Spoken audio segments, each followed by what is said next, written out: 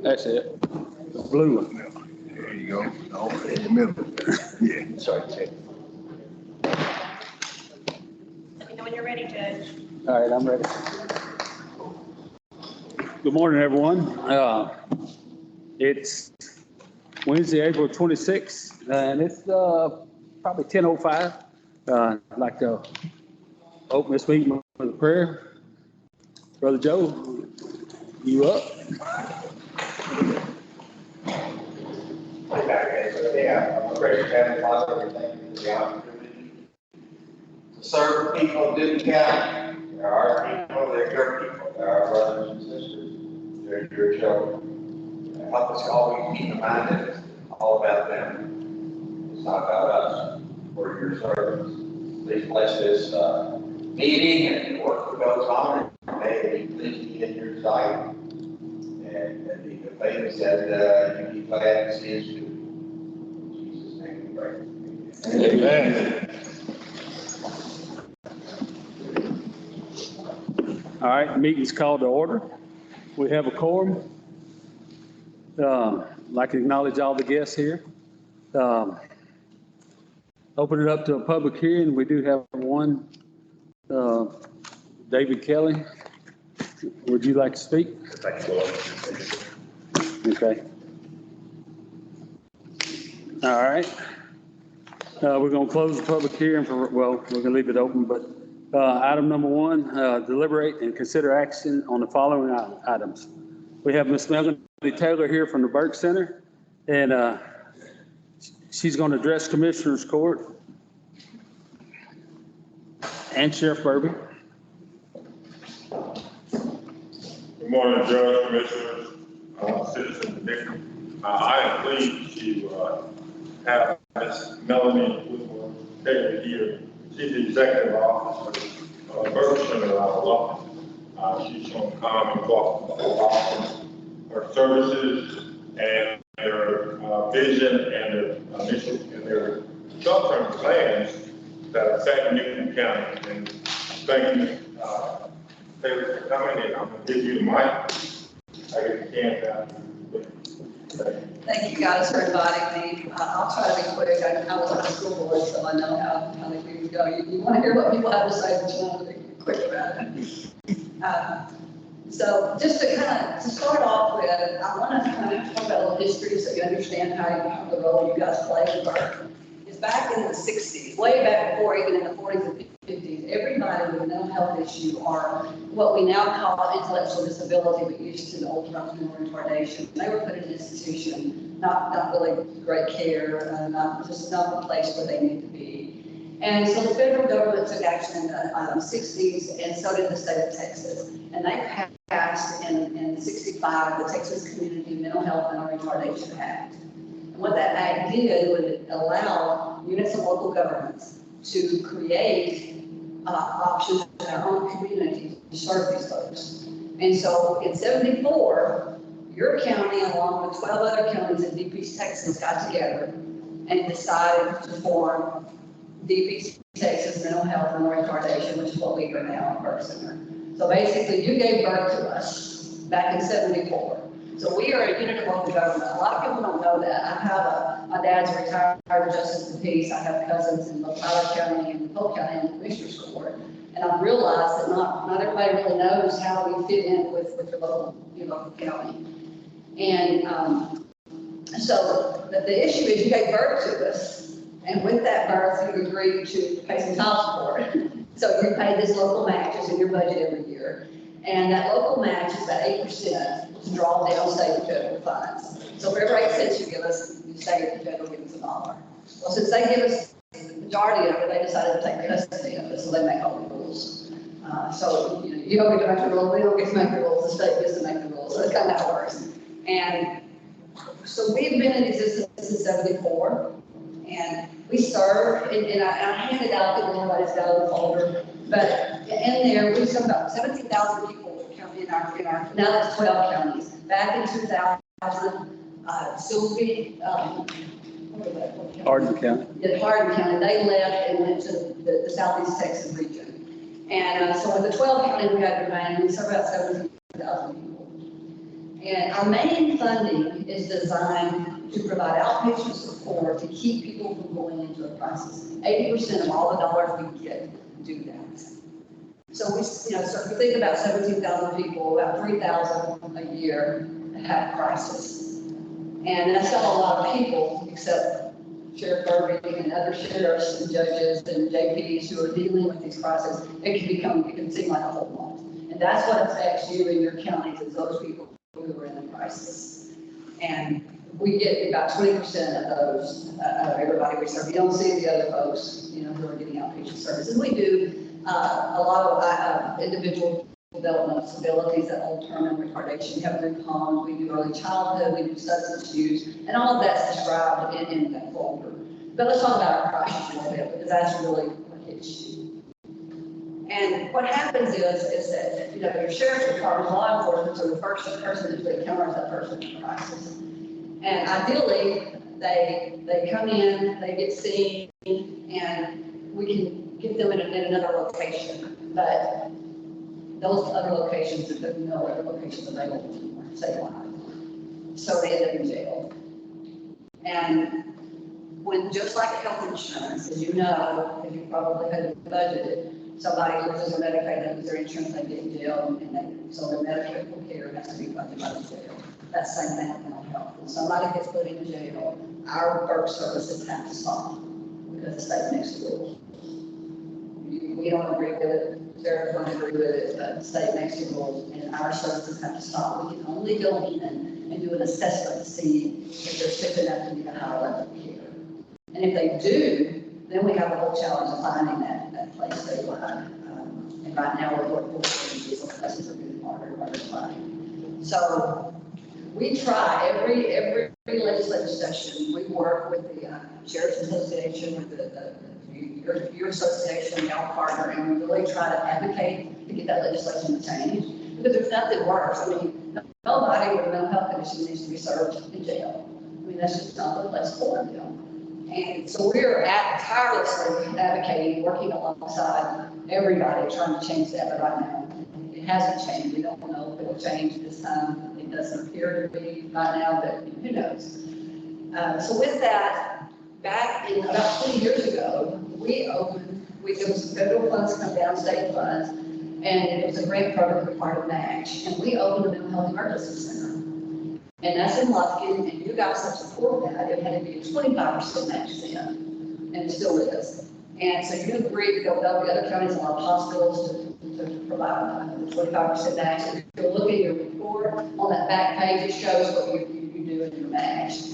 And we have a center. It's not a private psychiatric hospital. It is just sort of a respite. It's an observation unit. So you get somebody in your county that they're not just truly sick enough to go to a psychiatric hospital, but you really need to get them out of the county a few days, or they're going to end up with some kind of charge, or something's going to happen. And we can get them in Lufkin and try to provide some mental health treatment, and maybe even see a psychiatrist, so that they're not in jail where they can get that service without the county having to pay for it. And so that has been a really big success. A lot of counties now that didn't get in on that legislative funding back 20 years ago are trying to get ARPA money to build the same thing we did 20 years ago. So that's been great. And what we're finding out is any new money that's coming out in mental health is going to be in the form of those same kind of grants where we got to find local people to come up with 25% match to the money. So we're working. Sheriff Kirby has been added to our board as an ex officio board member. Back 4 years ago, legislation passed. They wanted law enforcement involved in mental health services. So they required every community center based on size. And our size has 2 sheriffs on our board. One that represents the larger counties and one that represents the smaller counties. Sheriff Kirby agreed and was elected by his 12 county peers to serve and represent your county and the other smaller counties. And it's been great. And with his service and Sheriff Iron Lines out of Polk County, we've developed a rural East Texas Crisis Coalition. We actually had a meeting, a few Zoom meetings and one in Lufkin where most of our judges and sheriffs were present, either by Zoom or in person. And that doesn't usually happen, especially, with COVID and everything else, and we're just kind of getting back to trying to get normal again. And we made a legislative proposal. We would love to have an inpatient facility here in our area. but that was all a whole other problem. But they're real expensive, and then you got to figure out how to staff them. But one of the issues was trying to change this whole mental health issue when somebody goes in jail, and to allow, you know, services to continue. And they can continue, it's just that you have to contract it out. And so that's kind of where we are as Burke.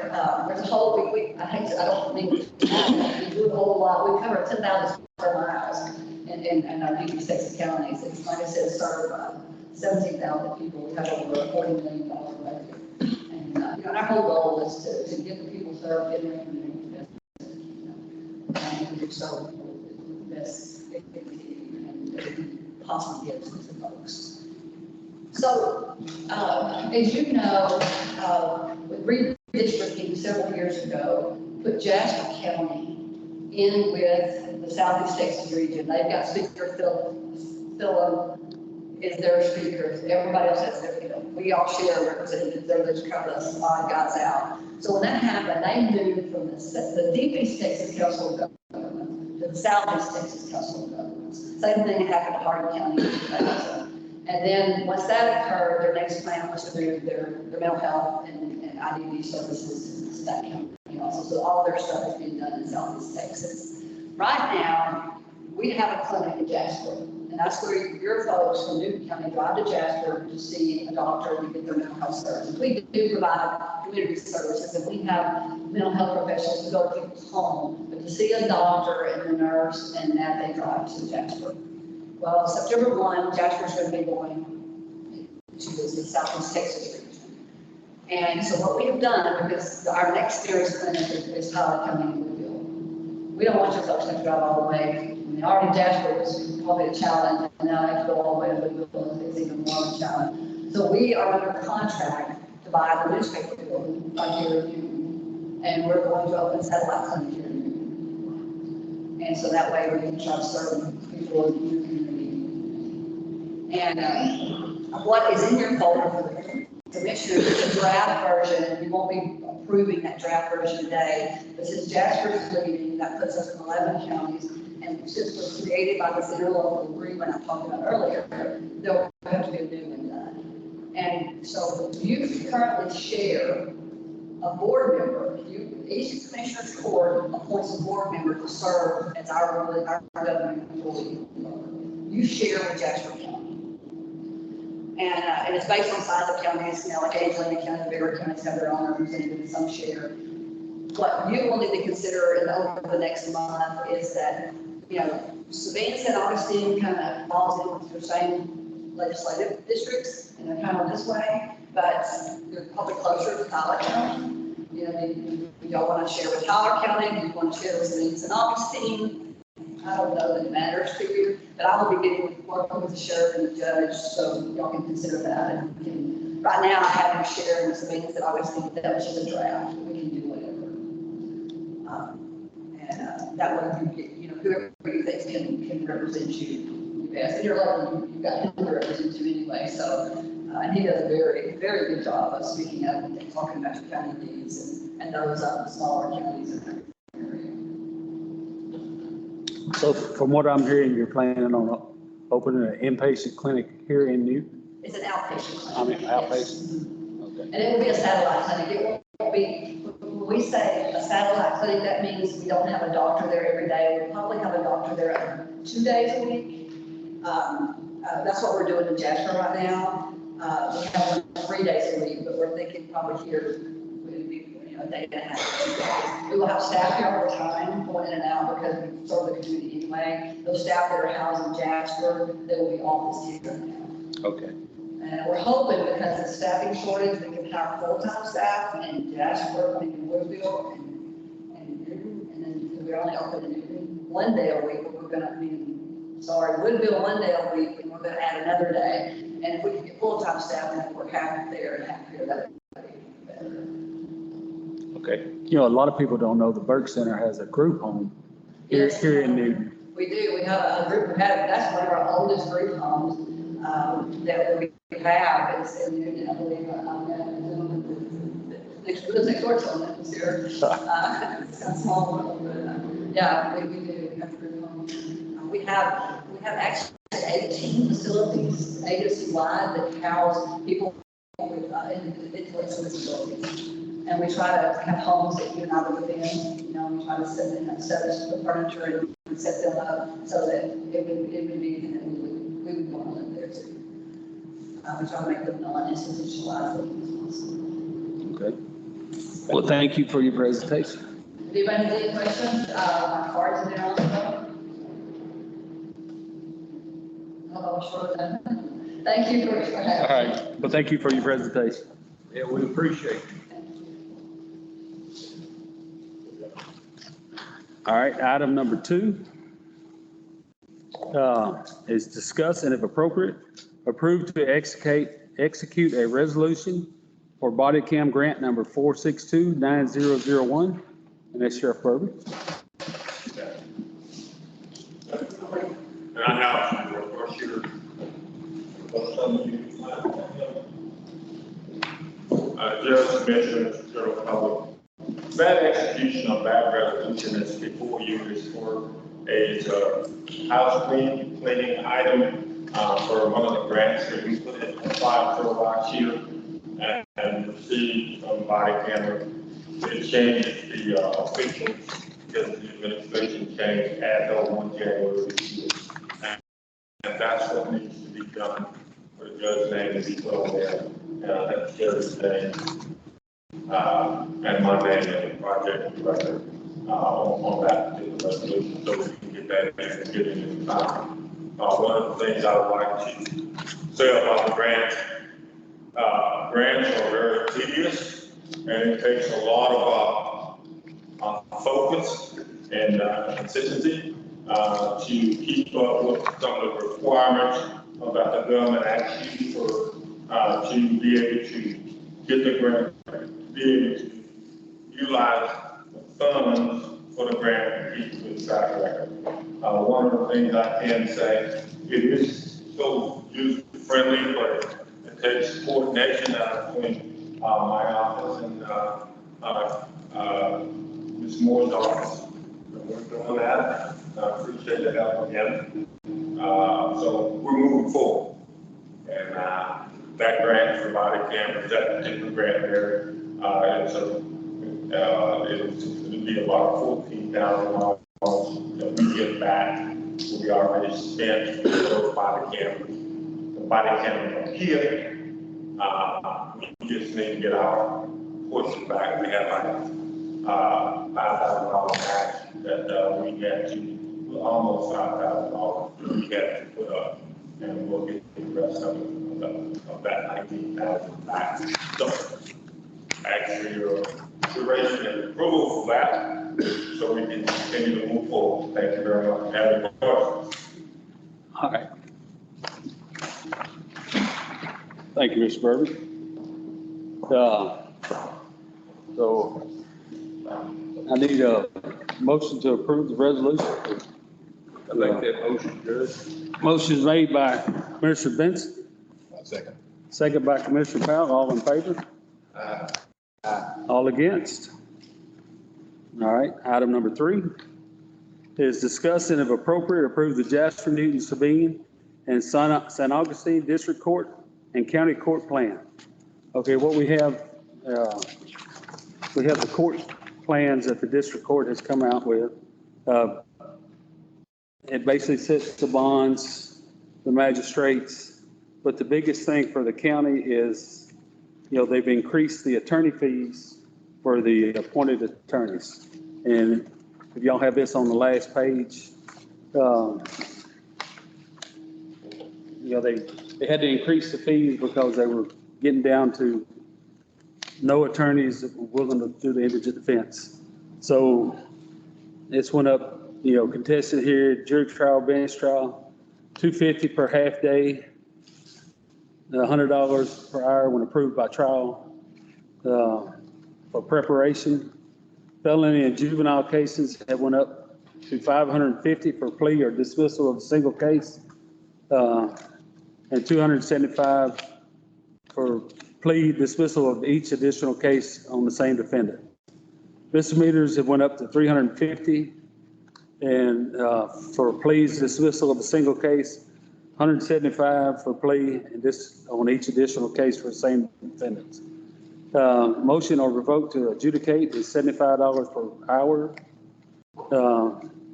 Additional compensation for trial preparation is $100 per hour, as approved by the judge, with a cap of 10 hours. And attorney general cases are $75 per hour. CPS cases, $75 per hour with itemized invoice. And as y'all can see, most of it has went up from the previous. We had money budgeted last year for indigent attorneys. So we're going to have to possibly later on in the year, depending on the court cases, come back for a budget amendment to add some more money for indigent care or indigent defense care. So, and this was set forth by the district court.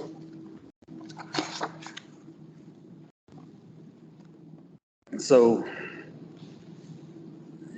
let y'all look it over, and I need a motion to approve the court plan.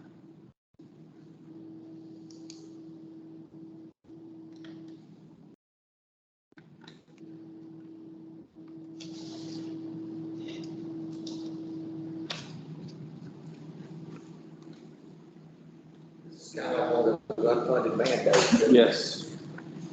It's something all the counties have to, it hadn't been, the district judges, it hadn't been raised in years, so it got down to where they had a very small pool of attorneys willing to work the cases. So they had to increase the attorney fees. So they've already increased. Yes.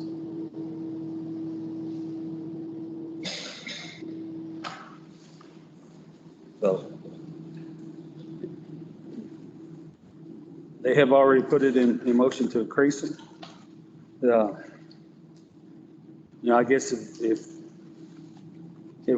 as a court, if we don't approve it, we won't have any attorneys working the cases over here. Can't have that. Mandate things, right? Yes. I make that motion. All right, motion is made by Commissioner White, I second. second by Commissioner Benson. All in favor? All against? All right. Item number 4 is discuss and if appropriate, approve to accept renewing the declaration stating that the novel coronavirus poses an imminent threat of disaster for all counties. And basically what this is, Governor Greg Abbott renewed his declaration and proclamation for the state of Texas and all counties. So we're just approving his declaration or his proclamation. And I'm gonna read the first couple paragraphs. It says, whereas I, Greg Abbott, Governor of Texas, issued a disaster proclamation on March 13, 2020, certifying that under section 418.014 of the Texas Government Code, that COVID-19 poses an imminent threat of disaster for all counties in the state of Texas. Whereas each subsequent month, effective throughout today, I have issued proclamations renewing the disaster declarations for all of Texas counties. I can't talk today. So I need a motion to approve the governor's declaration. What's that do for us? Just curious. I hate to ask that simple question, but what does it do for us? If there's any state or federal money that is put forward for the coronavirus relief, the counties have it. So without him doing that proclamation, we wouldn't be eligible. We would not be eligible if it had any federal money. Okay. Well, definitely. Motion is made by Commissioner Powell, I second. second by Commissioner Fomby. All in favor? All against? All right, we got item number 5. Discuss it if appropriate, take action to transfer $45,000 from precinct 4 lateral road account 044 to Commissioner's Special Account 034 to be used to help pay for the resurfacing of a section of County Road 4181. The repair was not budgeted in 2022 for the current year. However, the failure worsened in the last quarter of 2022 and has now begun to buckle at a rapid pace. So Judge, on that one, probably didn't do as good a job, county officer, or wrote this up, so actually I need to change that request. Instead of going into the Commissioner's Special Account of 34, it will move from the cash fund. There's $45,300 some odd dollars, $16 in that lateral fund account. Yeah, 45,316.44. I need to move 45,000 from the lateral fund, the cash fund that wasn't budgeted, into the lateral fund that was budgeted of 044,612,340. So, and again, this wasn't budgeted last year. I'm sure when Mr. Thompson was making the budget, this road wasn't buckled like it is now. It's deteriorated rapidly and it's getting worse, weekly. So it's one of those things that, we didn't see it coming. So we need a motion to allow you to move this money. Yes, sir. I'll make that motion. Motion is made by Commissioner Pomby, So where are we moving it to?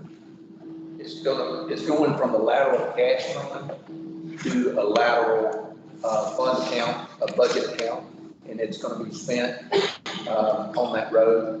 And actually, it'll cost more to do that road than this amount, but that entire road will be funded out of that lateral 044 account. It's going to be moved to 044,612,340. I second that. all right, seconded by Commissioner Benson. All in favor? All against? All right, we got item number 6, discuss possibilities of establishing junkyard guidelines for Newton County. This agenda item is intended to start a discussion on what rights the county has related to the topic of junkyard and private properties.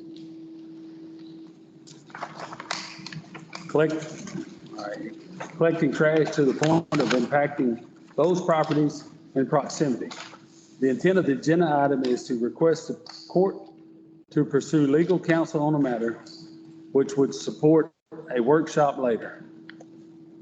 Judge, what that is in reference to precinct 4, we have some areas that are impacting others.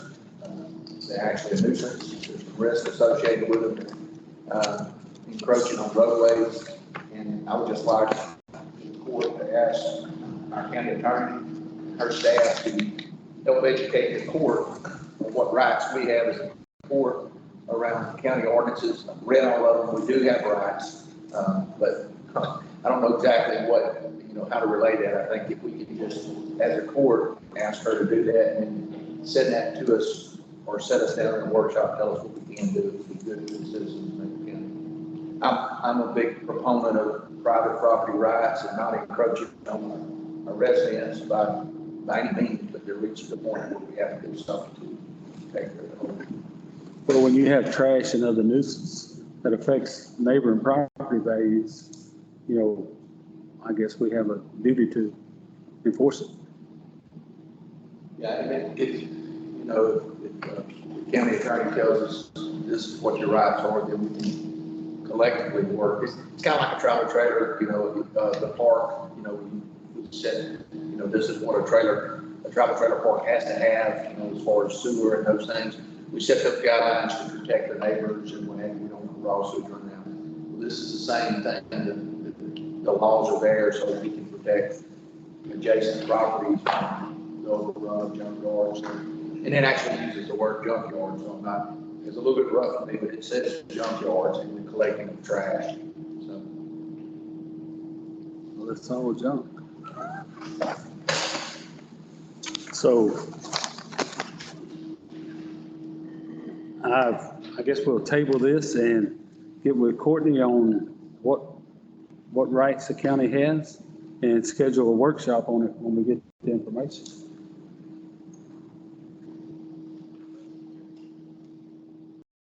Okay, item number 7 is selection of recommendation on request for bids to Lease County. It says office space, but it was building at 2402 Court Street, which is out at the old prison. It was a metal building for the food share. We talked about the food share, and we advertised it in the paper for a couple of weeks. We got one bid, and I'm gonna read it here in court. It says, to Commissioners Court from Newton Food Share Board of Directors and the subject of the lease. The Newton Food Share Board of Directors would like to submit the bid below for leasing the property located at 2402 Court Street, Newton, Texas, 75966, formerly known as the Women's Dormitory. A $1 bid for 30 years pending a 6-month period beginning on May the 1st, 2023 for the Newton Food Share Board of Directors to research the costs associated with remodeling and operating for the facility to be brought to working conditions to serve the citizens of Newton County. After a 6-month period, a lease will be or should be formalized. So, Brother Joe, would you like to say something on that? Yes, thank you. Just that this is something that is very near and dear to all our hearts because we're growing. The old buildings fall apart. We appreciate the offer of the building. The reason for the unusual language about the bid. Well, the board is very concerned. Can we afford utilities?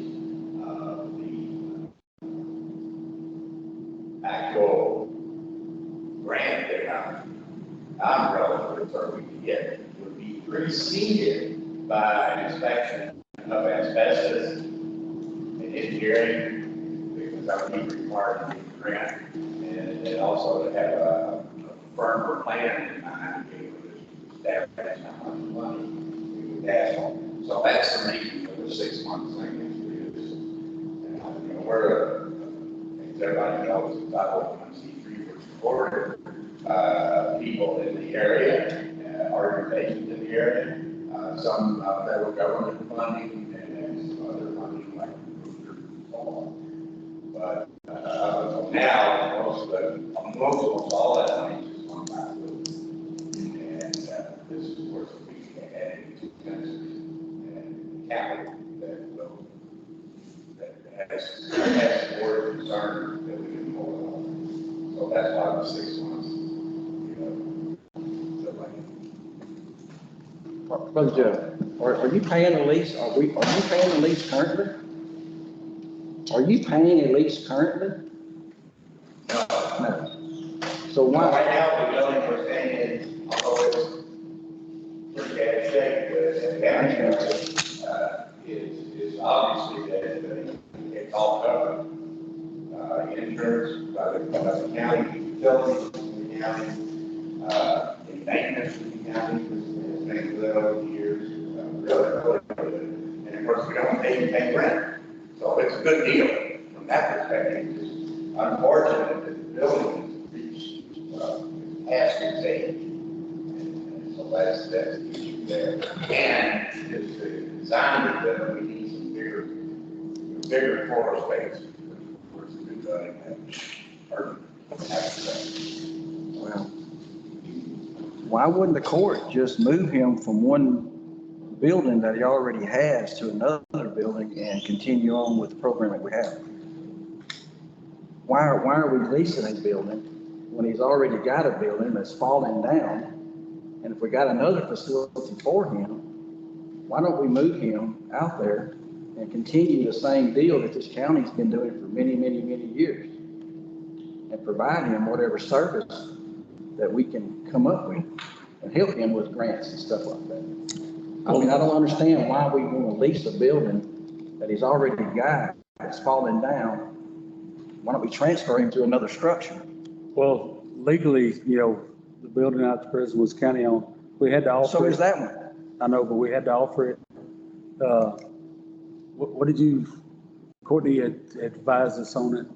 I understand all that, but it seemed like we just moved him from one county facility to another. The The judge asked me about it, and my recommendation was to advertise it because there's other 501c3 organizations, nonprofits, American Cancer Society, Open Laws, different ones that might also like the opportunity to have a place out there. So I think I don't know how they got into that county building in the first place. I'm not saying they shouldn't be there. I don't know if there was some kind of agreement made with Food Share as an organization or with Southeast Texas Food Bank. Right. I don't know Right. how that all took place, and that doesn't mean that there couldn't also be an agreement with Food Share going forward. If they decide, if they get in there, decide, yeah, this is something that they can do, where the county enters into an agreement with them, yeah, we'll cover your utilities and we'll do this. So I think that it could still be a work in progress of helping them and seeing what we can do to serve the community, especially if they're going to be a hub for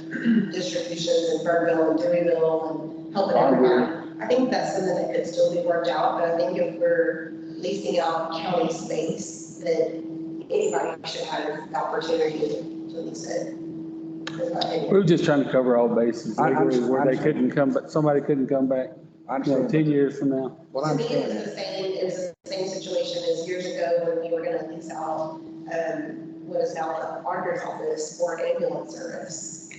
And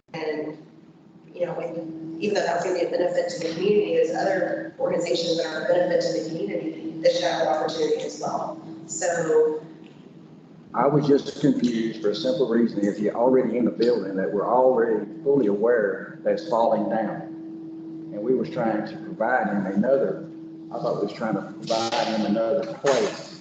We're just trying to cover all legal I bases. think that's a legitimate good question. I don't know how they got into the old hospital in the first place. How long you been there? I can answer that. I got it here on my phone. Memorandum of understanding that has been like a contract that we signed. I've got it here on my phone, a copy of the lease that we have with the county, and it's dated, the 12th of December, 2011. And it's the lease agreement that we do have with the county since 2011. So that would have been prior to my time, and at that time I would have recommended that the same thing be done. Okay. But I still think that an MOU could still be done, arranging what the county's gonna offer them. But as far as actual property of the county, I think anybody should have a chance to lease it. And nobody else did, so if the court decides to move forward with their proposal, then. Well, I just didn't want to cut out the services that the county is already providing for that very much needed program for our county. So along with Burkeville and Bondware and Deweyville too now, I mean, and Trout Creek, I mean, without that, if anybody don't know anything about that, I urge them to go up there and sit up there and watch that program. It's increasing just more and more. Yeah. I helped pack the boxes and we've always packed 140. Yeah. And they came in this week and asked, can you go to 150? And that's for a 2-week period for one of the distributions. And so they said every time we need about 20 more boxes, we don't have enough. So I just want the need is county, there. I just want the court, and I just want us to do our part for those programs. I agree. I think, my recommendation would be if you choose to accept their offer, let them get in there, see what they're gonna need. Have them come to the court and say, can y'all do this for us? We can make this work if you'll guarantee that you'll do the utilities and the insurance on it or whatever it might be. And kind of work out the details as we go on it. Well, that program won't make it if it has to fund itself. I agree. And none of them will, not one of them, so they will slowly go away. And we'll be back in the same shape that we were. Well needed. Cost of living That's all increase. I want to say. I do believe it's a much needed program. But before we put a motion on this, back to item number 6, I need a motion to approve to go to table this motion. I'll make that motion. All right, motion's made by Commissioner Fomby, second by Commissioner White. All in favor? All against?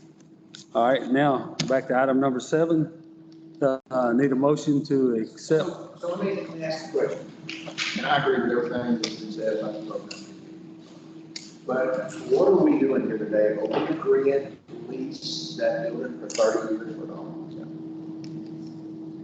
So is that really what we want to agree to do? I mean, think about, we don't know, let's say a year from now, or 2 years from now, we get a new complex out there near the prison that this group can go into. I mean, do we really? We've already got that. Well, I don't know if we got the right.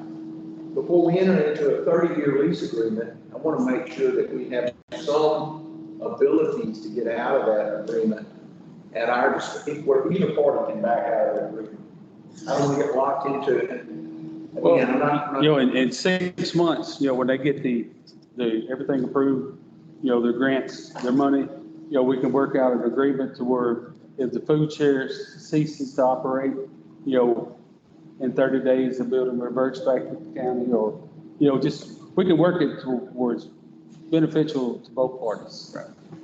We can do that if we sign, today we're saying we're gonna lease it to them for 30 years for $1. But you're saying in 6 months, we may do something different. I don't know if that's. Well, that's what it says. That's what it says. Where does it say that? Right there at the bottom line. Yeah, we're just, No, don't say that. we're just approving to accept their, Somebody else. we're just approving to accept their bid. Yeah, we're just gonna set the bid. Not sign a contract. Okay. So we're gonna vote to accept the bid and then we'll work out the details. We'll review the lease, everybody will change, we'll bring it back, and maybe at that point, we can actually sign the lease. So Okay. this would just be accepting their bid. Because we may have something better to offer in the near future and be able to sell that whole building complex out there for Yes. Well, $5 and million. the lease is gonna have all the legal jargon, like Okay. indemnification clauses and a termination clause where either party can terminate, it'll have all of those things, just gonna, So the recommendation on the request would be is to lease the county office space. So there's nowhere, what did it say in the newspaper? Did it say for 30 years? I heard 30 years for $1. What's the percentage? That's what I, that's what I thought. Second page. Mr. Powell. So we're not voting to do that. We're just voting to accept the bid. Yes. All right. Thank you. All right. I'll make that motion. Motion made by Commissioner Fomby. Second by Commissioner Benson. All in favor? All against? Motion's been approved. All right, now I need a motion to adjourn the meeting. Hey, no, Wait, we gotta pay bills. I've got to, Oh, wait a minute, we gotta pay the bill. I need an executive session. I talked to John Burke before the meeting. Courtney's approved what I need to tell you all in executive session. We'll take it. Okay, We pay bills, though. so let's pay the bill and everybody can go and then we go into executive. I'll put you chairs at this point. You ready? General fund, $146,591.32. Road and Bridge General, $2,409.53. Road and Bridge Precinct 3, $35,256.56. Commissioner Special Precinct 1, $6,669.76. Commissioner Special Precinct 2, $11,148.32. Commissioner Special Precinct 3, $13,083.21. Commissioner Special Precinct 4, $11,042.03. Record Preservation, $390. Solid Waste Disposal, $14,598.23. Historical Operating, $1,521.44. FEMA grants, $141,607.95. Grants, $2,550. State fee account, $21,405.09, and technology fund, $508.24. For a total of all funds, $409,642.77.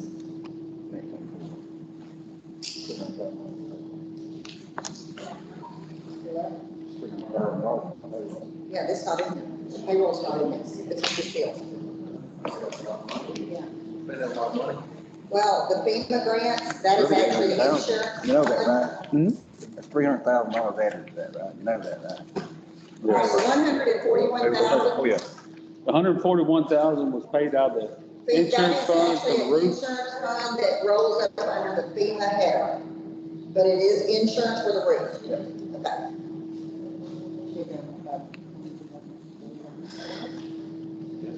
Make that motion approval. Motion's made to approve the bills, payment of the bills by Commissioner Fomby. Second by Commissioner Powell. All in favor? All against? All right. At this time, we're going to go in executive session to